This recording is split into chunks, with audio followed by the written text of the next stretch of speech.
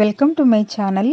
ఈరోజు అమ్మ వంటల రుచిలో ఈ సీజన్లో దొరికే చింతకాయలతో స్పైసీగా రసం ఏ విధంగా తయారు చేసుకోవాలో ఇప్పుడు చూద్దాం. ముందుగా 3 చింతకాయలను బాగా కడిగి ఒక బౌల్లోకి వేసుకోవాలి. తర్వాత ఇందులో కొద్దిగా వాటర్ వేసుకొని ఈ చింతకాయలను ఉడికించుకోవాలి. ఇలా మెత్తగా ఉడికించుకున్న తర్వాత స్టవ్ ఆఫ్ చేసుకొని వీటిని పక్కన పెట్టుకుందాం. తర్వాత స్టవ్ మీద ఒక మట్టి పాత్రను కానీ ఏదైనా పాత్రను పెట్టుకొని పావు కప్పు నూనె వేసుకోవాలి. నూనె వేడైన తర్వాత చితక్కొట్టుకున్నటువంటి వెల్లుల్లిపాయ రెబ్బలు 5 లేదా 6, ఆవాలు 1/2 టీ స్పూన్, జీలకర్ర 1/2 టీ స్పూన్, మెంతులు 1/4 టీ స్పూన్ వేసుకొని లో ఫ్లేమ్లో కలుపుతూ వేయించుకోవాలి. ఇవి కొంచెం వేగిన తర్వాత 2 ఎండుమిరపకాయలను కూడా వేసుకొని వేయించుకోవాలి. తర్వాత 1/4 టీ స్పూన్ ఇంగువ, ఒక రెమ్మ కరివేపాకు, తరిగి పెట్టుకున్న ఉల్లిపాయ 1, పచ్చిమిరపకాయ 1 వేసుకొని కలుపుతూ వేయించుకోవాలి. ఇవి బాగా వేగిన తర్వాత ఇందులో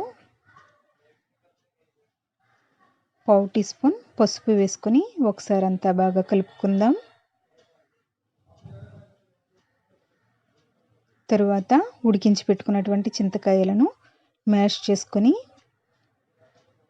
ఇలా జ్యూస్ తీసుకోవాలి. ఈ జ్యూస్ను వడకట్టుకుని వేసుకుందాం.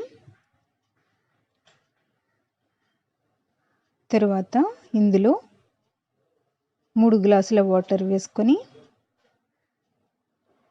రుచికి సరిపడినంత ఉప్పు,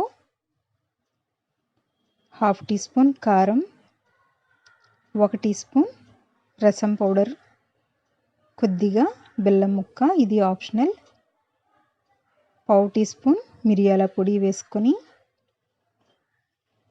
మీడియం ఫ్లేమ్లో 3 నుంచి 5 నిమిషాల వరకు బాగా బాయిల్ చేసుకోవాలి. ఇది బాగా బాయిల్ అయిన తర్వాత ఇందులో కొత్తిమీర వేసుకొని స్టవ్ ఆఫ్ చేసుకున్నట్లయితే స్పైసీగా ఉండే చింతకాయ రసం రెడీ అయ్యింది. చింతకాయలతో స్పైసీగా టేస్టీగా ఉండే రసం రెడీ అయ్యింది. దీనిని వేడివేడి అన్నంతో తిన్నట్లయితే చాలా టేస్టీగా ఉంటుంది. ఈ వీడియో మీకు నచ్చినట్లయితే లైక్ చేయండి, మీ ఫ్రెండ్స్కి షేర్ చేయండి. మీరు ఇంతవరకు నా ఛానల్ని సబ్స్క్రైబ్ చేసుకున్నట్లయితే సబ్స్క్రైబ్ చేసుకోండి. Thank you for watching my video.